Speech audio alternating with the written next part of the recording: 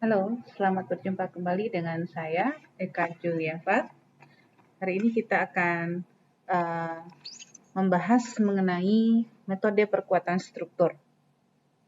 Metode perkuatan struktur adalah salah satu mata kuliah yang dipelajari di jurusan Teknik Sipil Universitas Negeri Padang yang merupakan mata kuliah lanjutan dengan usaha adalah untuk mempelajari bagaimana memperkuat bangunan kita jika terjadi kerusakan atau perlemahan akibat berbagai hal.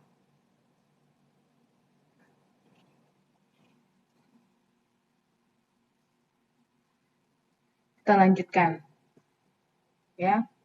Nah, sebelum kita masuk kepada perkuatan bangunan yang lebih detail, kita beranjak dulu dari bagaimana mengenal bangunan yang lebih sederhana, yaitu rumah tinggal dengan jumlah lantainya adalah biasanya satu lantai, dan sebagaimana karakteristik wilayah Indonesia yang tentunya sangat rawan terhadap gempa, maka yang kita bahas hari ini adalah bagaimana sih bangunan rumah sederhana yang tahan gempa. Ya. Pertama kali tentu kita lihat dulu prinsipnya apa sih? Prinsip bangunan tahan gempa adalah ini, ya. Dia cukup ringan, ya. Kemudian liat atau ductile, dan adalah yang berikutnya stabil. Sebentar. Ya. Nah, jadi ringan artinya bagaimana? Ya, bahwa bangunan kita ini memiliki massa yang cukup kecil, tidak terlalu berat, sehingga apabila terjadi gempa pada bangunan tersebut, ya, maka bangunan ini tidak akan mengalami kerusakan yang besar. Ya. Secara filosofinya dapat saya jelaskan sebagai berikut. Bahwa beban gempa pada bangunan itu berasal dari massa bangunan yang terkena percepatan gerakan tanah akibat gempa bumi. Nah, kalau kita misalnya punya suatu bangunan seperti ini, ya, nah kita ibaratkan kalau kita berada di mobil, ya, truk, ya, lalu di dalamnya ini ada orang, ya. Sekarang truknya berjalan lurus ke depan, tiba-tiba dia mengerem mendadak. Kalau mengerem mendadak kan berarti truknya mengalami gaya horizontal, ya, ke arah depan tiba-tiba yang besar, ya. Nah, serta-merta, ya, orang yang berada di dalamnya ini akan melakukan perlawanan terhadap gaya yang terjadi. Ya. Perlawanan itu tentu dia adalah berlawanan arah dengan arah gaya yang terjadi atau arah dorongan yang terjadi. Nah, inilah yang kita sebut dengan momen gaya F sama dengan massa dikalikan A. Ya. Gaya yang terjadi itu adalah besarnya massa dikalikan dengan percepatan yang dialami oleh benda tersebut. Nah, semakin besar massanya, maka gaya yang dialami juga akan semakin besar. Demikian pula dengan percepatan. Semakin besar percepatan yang terjadi, maka gaya yang dialami juga akan semakin besar. Nah, tentunya kalau rumah kita misalnya berat atau massanya besar, maka gaya yang dialami oleh rumah kita itu akan besar sekali, ya. akan besar sehingga kemungkinan terjadinya kerusakan juga akan semakin besar. Nah, sedangkan kalau misalnya apalagi jika ditambah bahwa bangunan kita itu mengalami gempa yang besar, ya, dengan percepatan tanah yang juga besar, maka gaya yang terjadi juga akan besar dan kerusakan atau damage-nya juga akan semakin besar.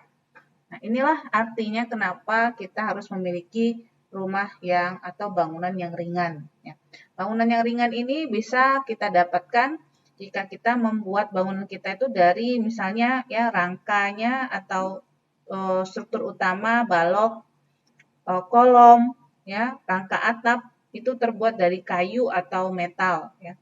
Begitu juga dengan dindingnya. Dindingnya kalau umumnya bangunan kita kan terbuat dari bata ya.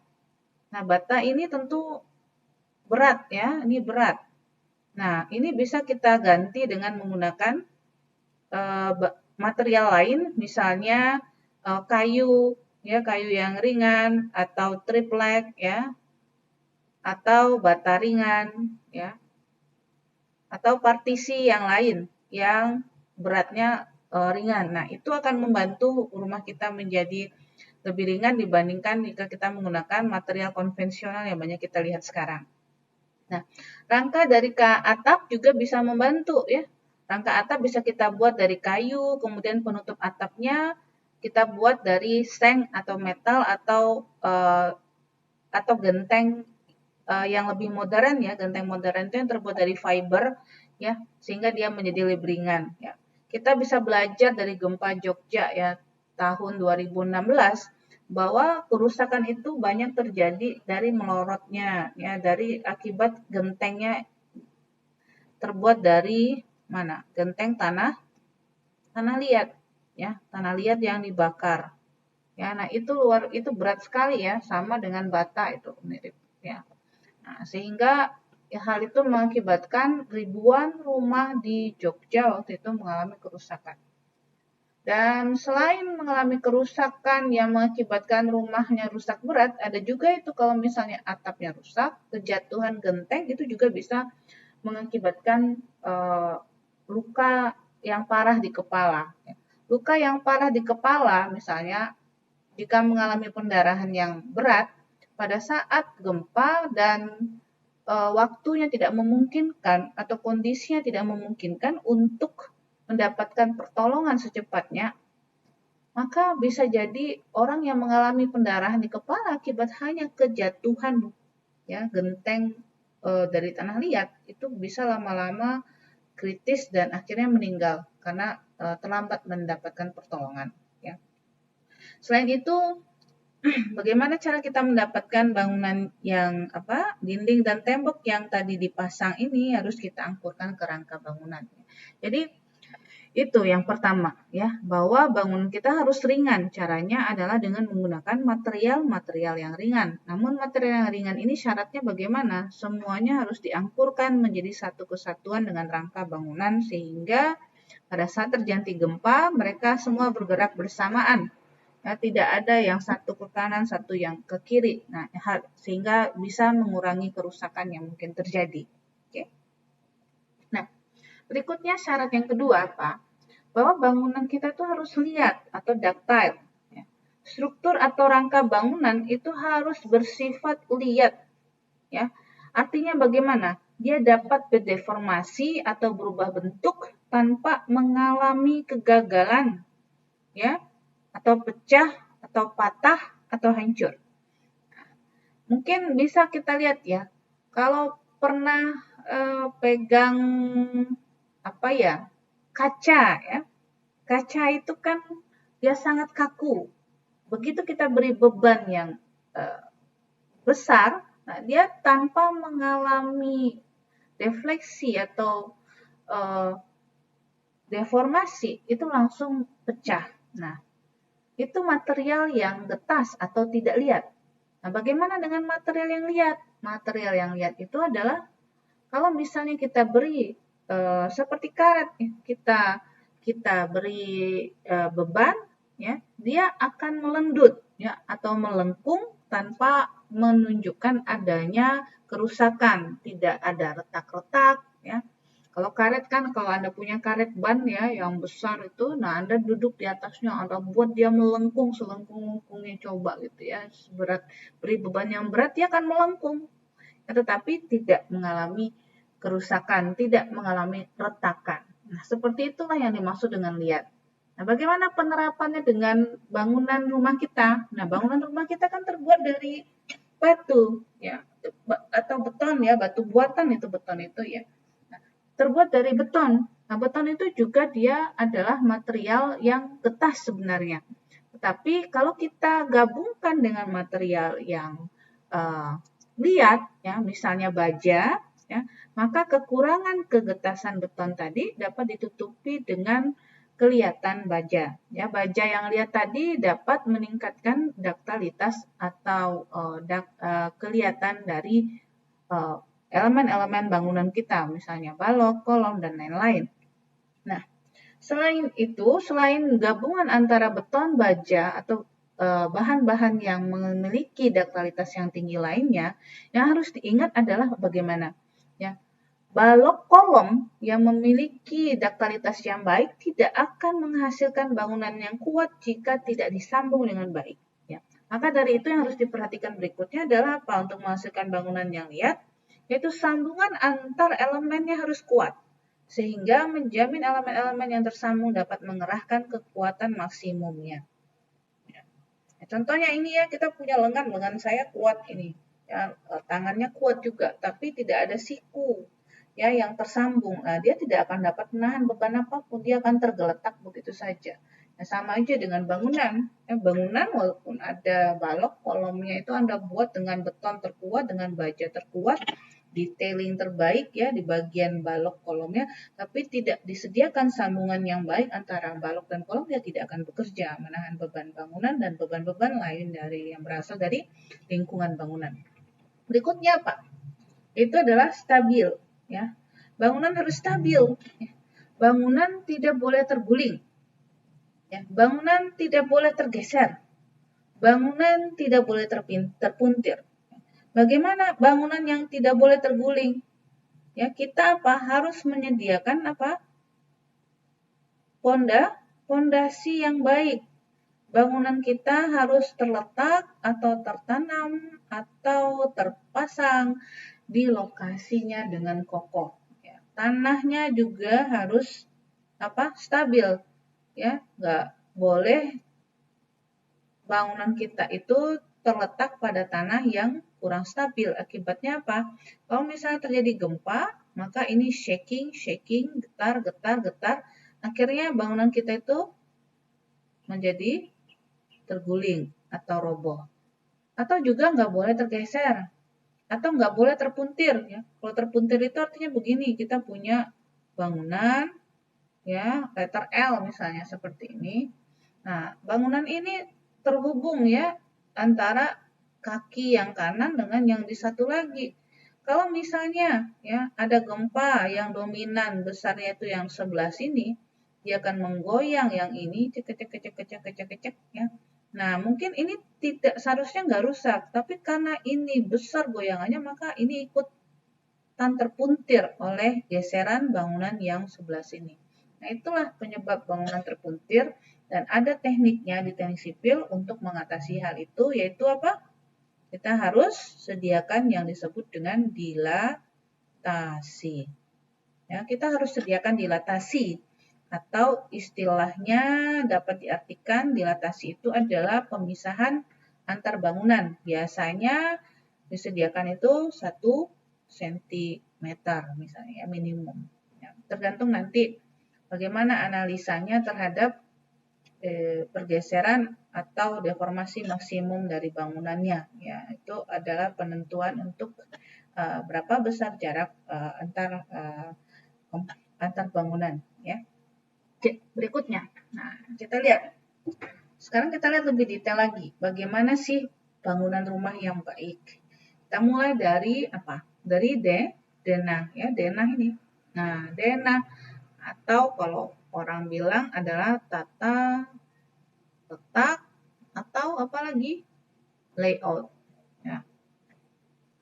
Bagaimana sesungguhnya yang baik?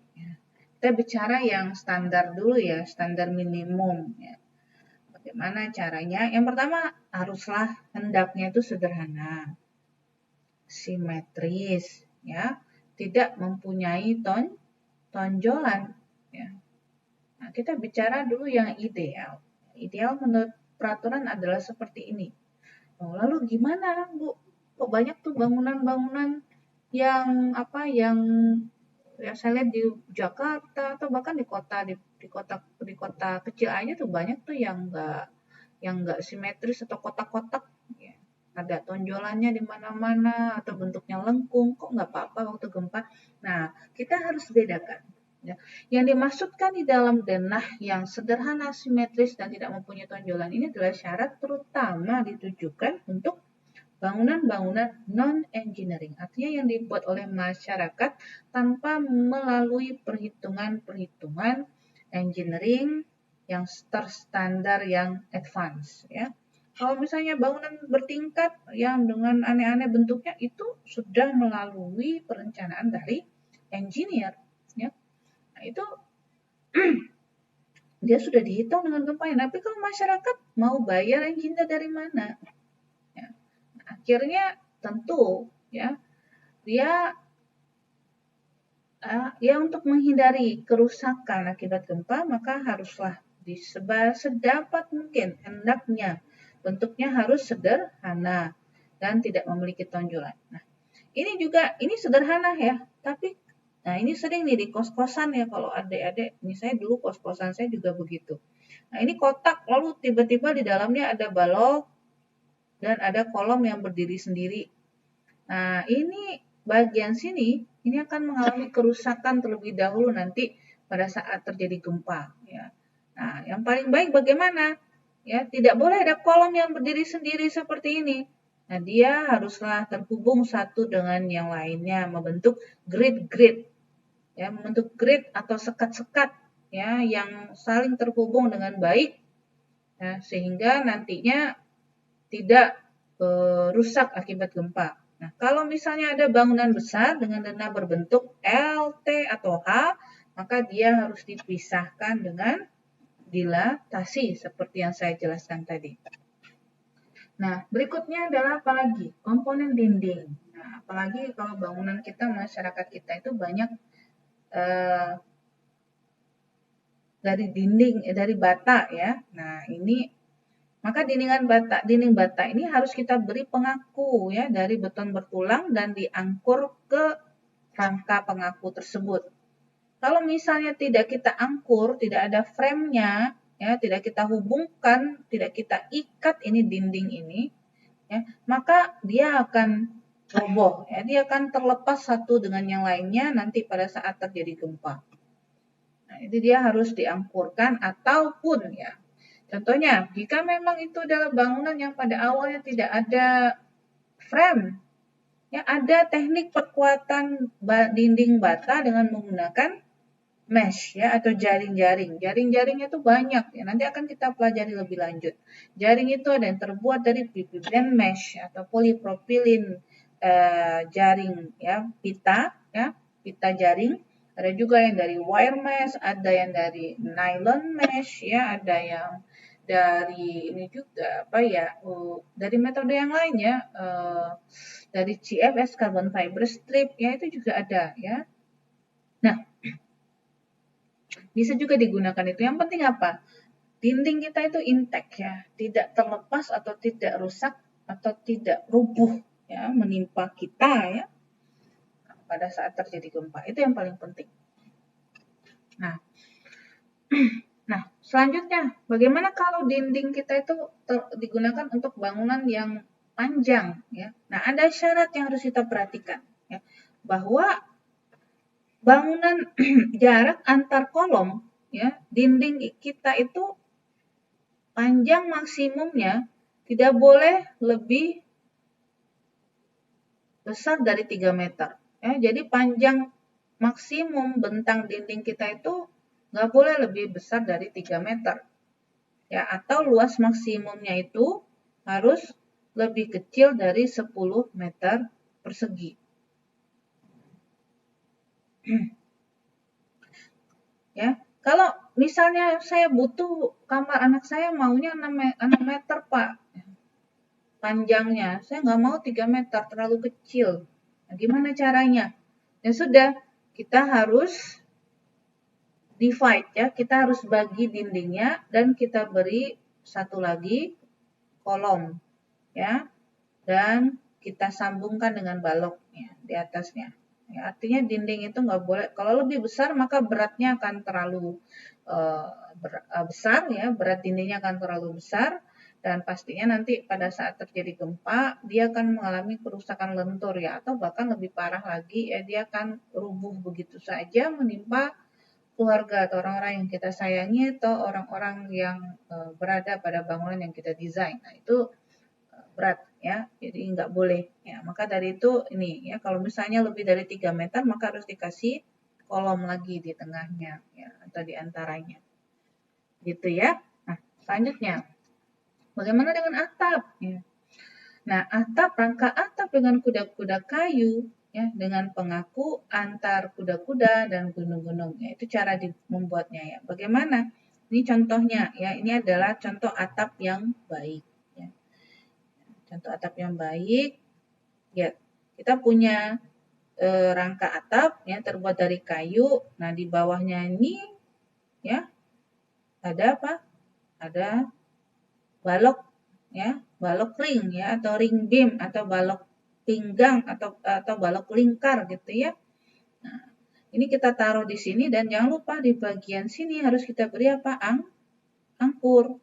Nah, tidak boleh ya, tidak boleh rangka atapnya hanya diletakkan begitu saja ya di atas balok ya. Atau juga nggak boleh ya, mentang-mentang sudah ada rangka kayu di atasnya lalu tidak terhubung ya kolom-kolomnya ini ya, baloknya nggak ada. Nah, itu juga nggak boleh ya, hal itu akan berbahaya ya pada struktur bangunan. Oke, kita kembali lagi lah ke atap ya. Jadi ini harus diangkurkan ya dengan baut atau sejenisnya ya. Nah, kemudian bahan penutup atapnya juga dibuat haruslah ringan. Dan satu lagi apa? Nah, harus ada nih ya, rangka pengaku ya antar kuda-kuda ya. Nah, ini ada bracing, harus ada bracing di sini, balok silang ya di sini, dan terus ada juga balok di bawahnya ini ya. Nah, jadi nggak boleh berdiri sendiri seperti ini, juga tidak boleh hanya rangka kuda-kuda tanpa dihubungkan antara satu dengan yang lainnya. Nanti yang terjadi apa? Nah, rangka kuda-kudanya akan sway atau bergoyang pada saat terjadi gempa lalu rubuh ya. Nah, itu tidak kita inginkan.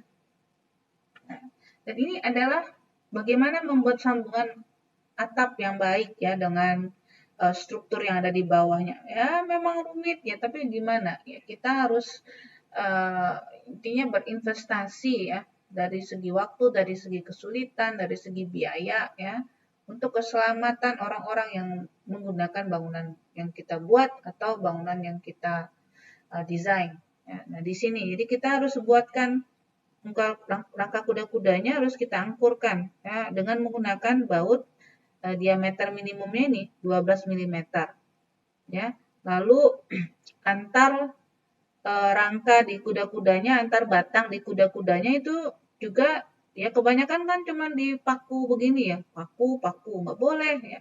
Harus kita baut juga ya, dengan baut minimal 12 mm ya. Lalu ini dipaku ke kuda-kuda atap ya, ada plat dipaku ke kuda-kuda atap ya. Nah, ini harus tertanam ya. Baut angkernya ini harus tertanam ke dalam ring baloknya. Ya. Nggak boleh cuma sampai di sini nyempil sedikit, nggak boleh. Nah, harus tertanam jauh ke dalam baloknya. Nah, ini adalah bentuk 3 dimensinya tentang bagaimana sambungan pada balok, pada rangka atap ya. Oke, kita lanjutkan. Ini sudah diterangkan tadi. Nah, kalau rangka atap kita itu tidak terbuat dari rangka kayu, bagaimana? Ya. Ada juga ya, karena alasan keamanan ya. Kalau kita pakai rangka kayu, lalu kita tutup dengan triplek, kadang ya ragu ya, nanti dimasuki binatang ya, atau nanti mudah dibobol maling ya. Maka ada juga orang yang kemudian memilih untuk membuat rangkanya itu diisi dengan dinding. Ya, maka kalau sudah seperti ini diisi dengan dinding bata, maka kita harus buatkannya bata-bata tersebut harus di frame ya, atau memperkaku dengan rangka dari beton bertulang. Ya. Nah, ini contohnya yang baik. Ya. Contoh yang baik seperti ini. Ya. Jadi kalau ini yang nggak baik, ya kalau tidak diangkurkan, tidak dibuatkan rangkanya, maka kekakuannya kurang, maka pada saat terjadi gempa ini akan rubuh. Ya, ini akan rubuh. Nah, kalau ini oke, ya, ini oke. Ya. Jadi pertama dibuatkan dulu. Ini dia menerus ke atas ya. Ini juga, ini rangka beton bertulang. Nah, ini dibuatkan sambungannya dengan ring balok dan kolom yang di bawahnya. Lalu baru kemudian bisa kita isi dengan bata. Ya. Barulah kita mendapatkan rangka atap dari pasangan bata yang baik dan kaku dan stabil pada saat terjadi gempa. Ya. Namun sebaiknya ya tidak, lebih baik kita memilih rangka kayu ya kalau diinikannya, karena ini cukup berat ya, dikerjakannya juga sulit, tapi mantap.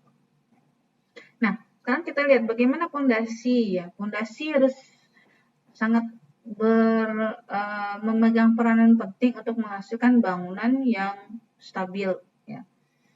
Nah, untuk rumah sederhana ya, rumah satu lantai, kita cukuplah ya pakai pondasi dari batu kali. Ya. Kedalamannya juga tidak perlu terlalu dalam ya, karena bangunan satu lantai itu tidaklah berat ya, kecuali kalau kita punya rencana untuk meneruskan rumah kita menjadi 2 lantai ya. Maka kita bisa buatkan pondasinya dari pondasi telapak.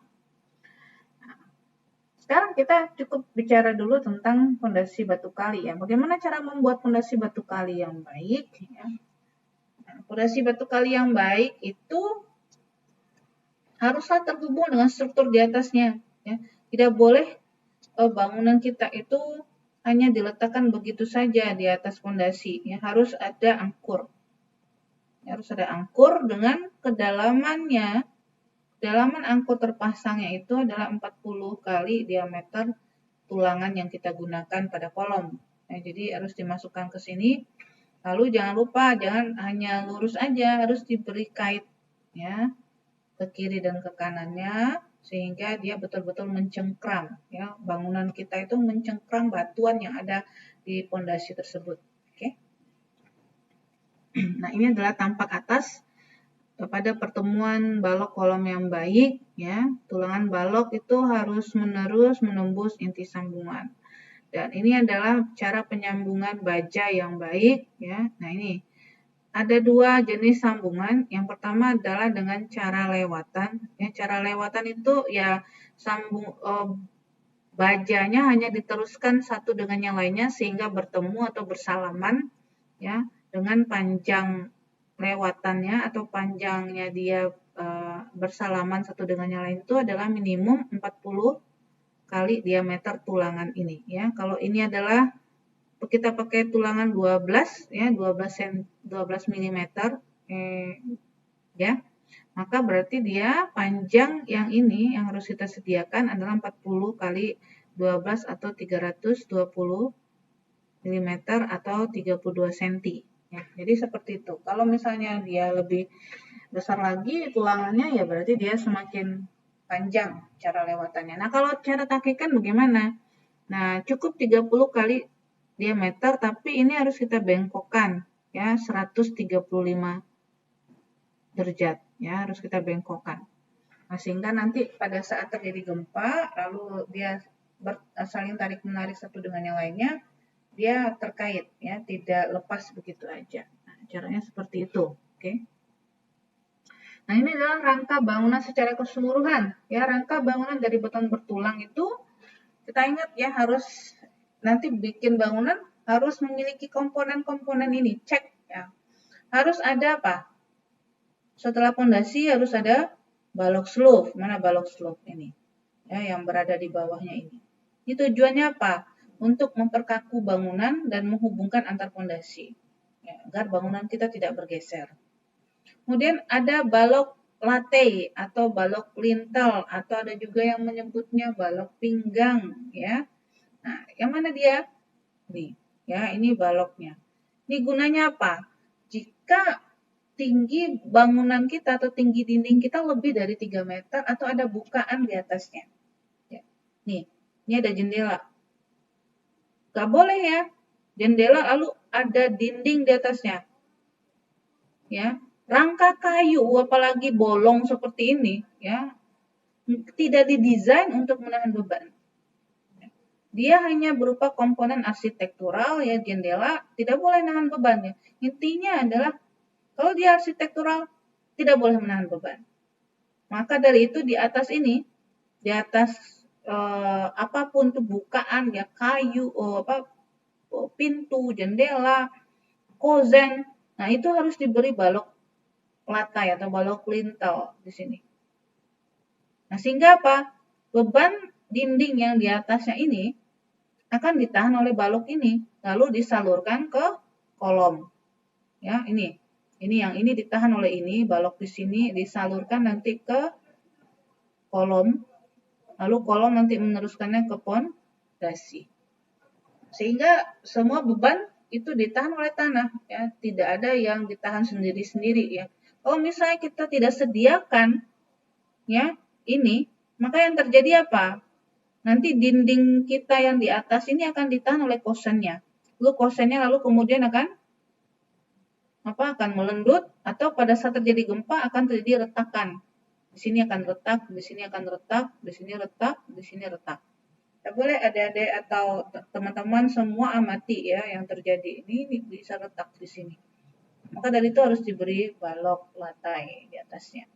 Baru kemudian apa? Kolom ya, pasti harus ada kolom ya. Kalau misalnya kita buat dari bangunannya memiliki frame ya, itu yang terbaik. Ya, tidak model lama tanpa frame.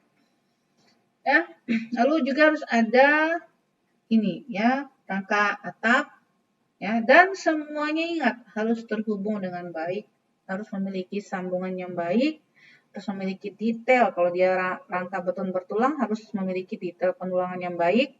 Kalau dia adalah rangka yang terbuat dari kayu, maka alat penyambung ya pada bagian kayu itu harus betul-betul memenuhi persyaratan, harus memiliki diameter yang baik, harus memiliki mutu yang baik. Kalau dia dari baut atau dari paku, maka kedalaman penetrasi antara paku itu ya di dalam suatu elemen struktur itu harus mencukupi. Tidak boleh hanya paku lalu hanya sedikit aja yang masuk di dalam sambungannya. Itu tidak boleh, itu tidak berguna. Ya. Nggak ada gunanya, capek maku aja ya, capek beli paku aja.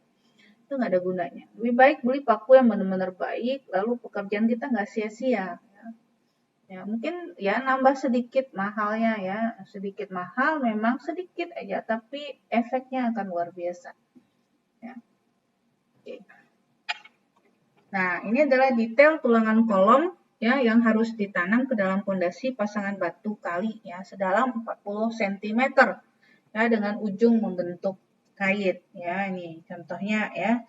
Sloof juga harus diangkur ke dalam pondasi dengan tulangan minimal diameter 10 mm setiap jarak 60 cm ya. Nah, seperti ini ya. Jadi harus ada tulangan kolom yang diangkur ke pondasi.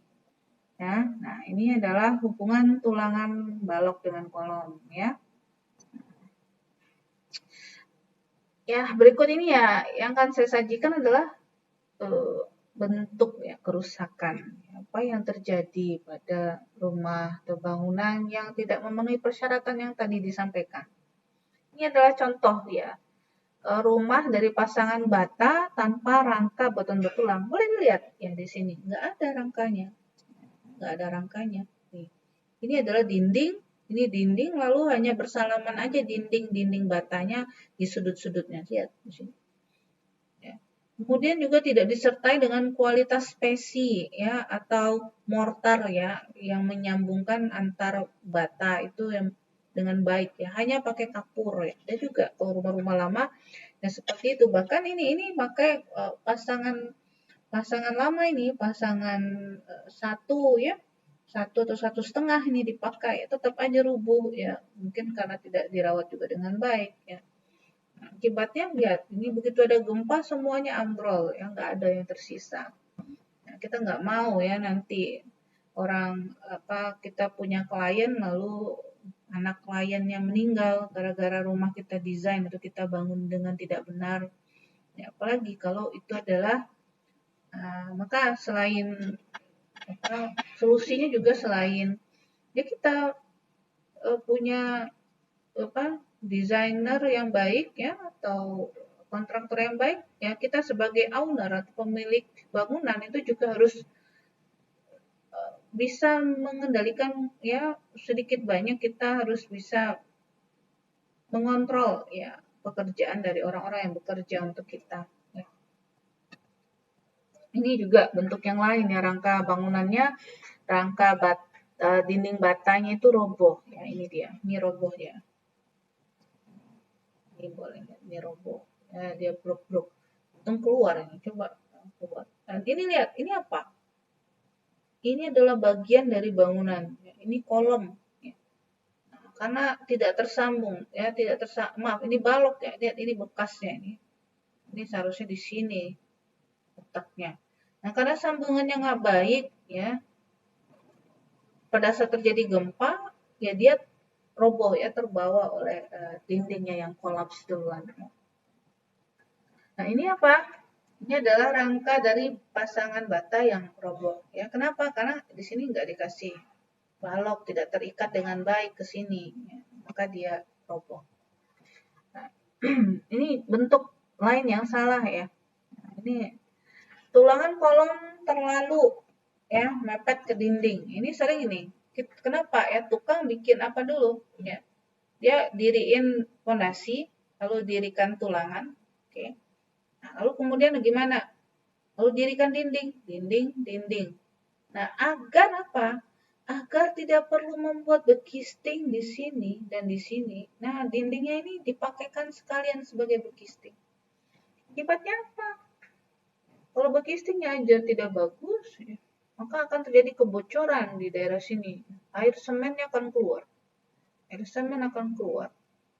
Lalu tidak tersedia selimut beton yang mencukupi. Ya, pertama, kalau air semennya keluar, apa yang terjadi?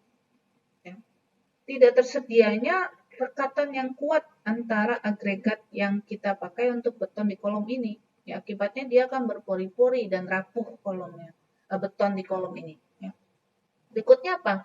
Kalau selimutnya tidak mencukupi, yang terjadi adalah adanya intrusi atau masuknya air ya dari lingkungan di sekitar daerah ini, hujan lah ya atau udaranya membawa kandungan air lalu masuk ya dan mengenai tulangan. Kalau air itu bisa macam-macam ya, ada macam kandungannya, ada yang mungkin ada sulfat atau ada garam dan sejenisnya ya. Itu lama-lama dia akan menyebabkan apa? Karat. Nah, karat itu akan memakan tulangan kita yang awalnya 12 mili itu akan dimakan oleh karat ya, ke dalam dan keluar dia memakan ya. Akhirnya diameter tulangannya mengecil dan tulangannya lama-lama menjadi rapuh ya. Nah, itu akan menyebabkan kekuatan bangunan kita akan mengalami degradasi. Nah, dia akan mengalami penurunan akibat karat itu lama-lama ya, bangunannya menjadi rapuh ya. Nah, sehingga pada saat nantinya kalau mungkin sekarang bangunan saya masih baru ya, tapi mungkin 30 tahun ke belakang itu akan makin lemah ya. Nah, 30 tahun seperti itu lalu datang gempa. Nah, habislah ya, rusak semuanya. Nah, ini juga ya, ini kolom biasanya kan dicor ya, lalu berhenti. Tapi kemudian pada saat corannya disambung ya, dilakukan kembali, yang terjadi apa? Tidak dibersihkan ini.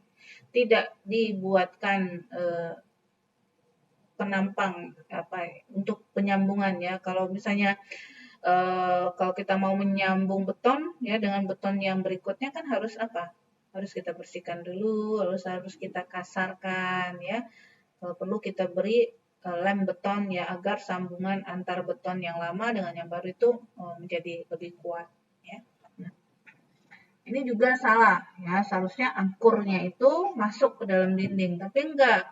Ini hanya bahkan nggak masuk ke dalam kolomnya, nggak ada gunanya dikasih bata, ada bata, maaf, ada tulangan untuk kait dari bata ya, tapi tidak disambungkan ke kolom ya, nggak ada gunanya. Ya. Nah, ini juga kesalahan pembengkokan. Nah, nggak boleh dibengkokin langsung seperti ini. Harus ada kaitnya seperti ini, diputus lalu diangkurkan, diputus lalu diangkurkan. Nah, kalau di sudut juga seperti ini. Oke?